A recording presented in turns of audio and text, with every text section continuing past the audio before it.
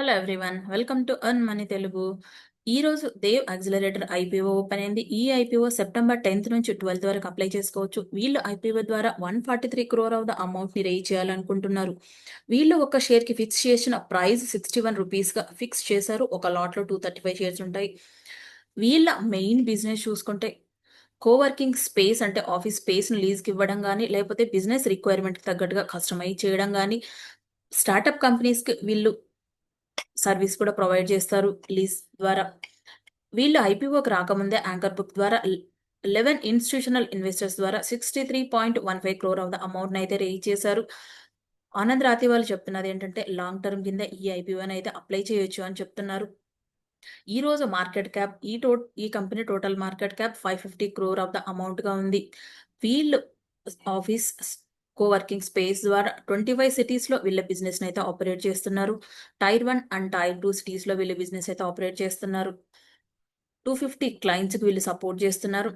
And 11 Indian cities లో, అలాగే వీళ్ళకి ఫారెన్ లో కూడా బిజినెస్ ఉంది. ఆస్ట్రేలియా సిడ్నీలో 14,000 సీట్స్ అయితే వీళ్ళు లీజ్ ద్వారా ఆపరేట్ చేస్తున్నారు వీళ్ళ బిజినెస్ ని. వీళ్ళు మార్కెట్లోకి ఎందుకు రావాలనుకుంటున్నారంటే కనుక capital expenditure purpose, repayment, borrowings అంటే వాళ్ళకి ఏదైతే డెట్స్ ఉన్నాయో దాన్ని రీపేమెంట్ చేయడానికి, అండ్ జనరల్ కార్పొరేట్ పర్పస్ కూడా వీళ్ళు అమౌంట్ ని రేజ్ చేయాలనుకుంటున్నారు.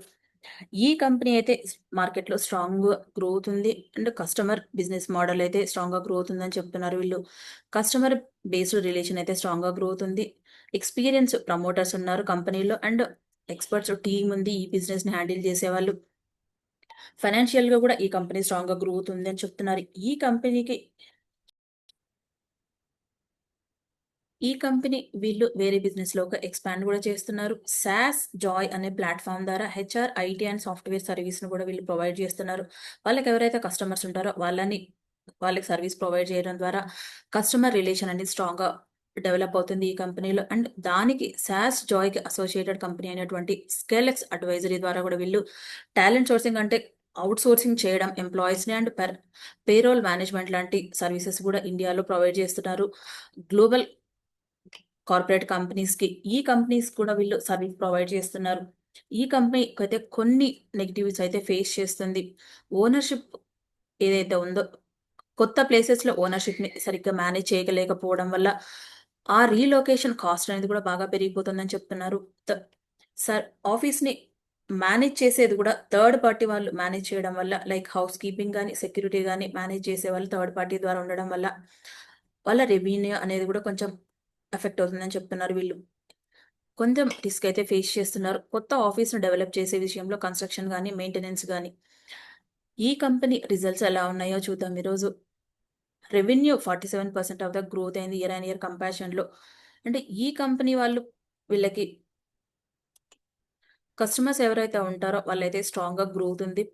పర్చేసింగ్ సిస్టమ్ కానీ, జొమాటో కానీ, అండ్ టిమ్ హారిజన్ కానీ, కోడాల్ కానీ, హారిజాంటల్ కానీ, ఐఈఎక్స్ కానీ, ఈ కంపెనీస్ కి అయితే వీళ్ళు సర్వీస్ అయితే ప్రొవైడ్ చేస్తున్నారు ప్రెసెంట్ గా. ఈ కంపెనీస్ అయితే మార్కెట్ లో వెల్ డెవలప్ అయినటువంటి కంపెనీస్. ఈ కంపెనీ కూడా ఫ్యూచర్ లో బాగా గ్రోత్ ఉండొచ్చు. ఈ ఐపీఓ చూసుకుంటే అసెట్స్ 550 crore గా ఉంది.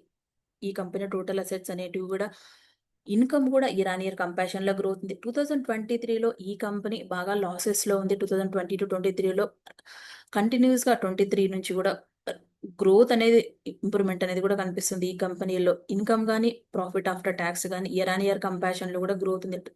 2023లో -12.83% గా ఉంది ప్రాఫిట్ ఆఫ్టర్ ట్యాక్స్. 24లో 0.43 ఉంటే 25లో 1.74 గా ఉంది. ఎబిలిటా కూడా ఇయర్ ఆన్ ఇయర్ కంపారిజన్ లో బాగా గ్రోత్ ఉంది ఈ కంపెనీకి. అండ్ ఈ కంపెనీ ఆర్ఓసిఈ 25.95% గా ఉంటే, ప్యాట్ మార్జిన్ కానీ, ఎబిలిటా కానీ, బుక్ వాల్యూ రేషియో కూడా 7.94% గా ఉంది. ఈ ఐపీఓ అయితే అప్లై చేయొచ్చు. లాంగ్ టర్మ్ కింద బాగా గ్రోత్ ఉంటుందని చెప్తున్నారు ఆనందరాతి వాళ్ళు. ఈ ఐపీఓ ఓపెన్ అయిన వితిన్ 1 hour లోనే ఫుల్ గా సబ్స్క్రైబ్ అయింది. ఓవర్ సబ్స్క్రైబ్ కూడా అయిందని తెలుస్తుంది డేటా ద్వారా. అండ్ ఈ రోజు గ్రే మార్కెట్ ప్రీమియం కూడా 16% గా చూపిస్తుంది ఈ ఐపీఓకి. ఈ ఐపీఓ అయితే అప్లై చేయండి. ఈ ఐపీఓని లాంగ్ టర్మ్ కింద చూడొచ్చు, లేకపోతే లిస్టింగ్ గెయిన్స్ గా కూడా చూడొచ్చు. ఈ వీడియో కనుక మీకు నచ్చినట్లయితే లైక్ చేయండి, షేర్ చేయండి, కామెంట్ చేయండి, ఛానల్ ని సబ్స్క్రైబ్ చేయండి.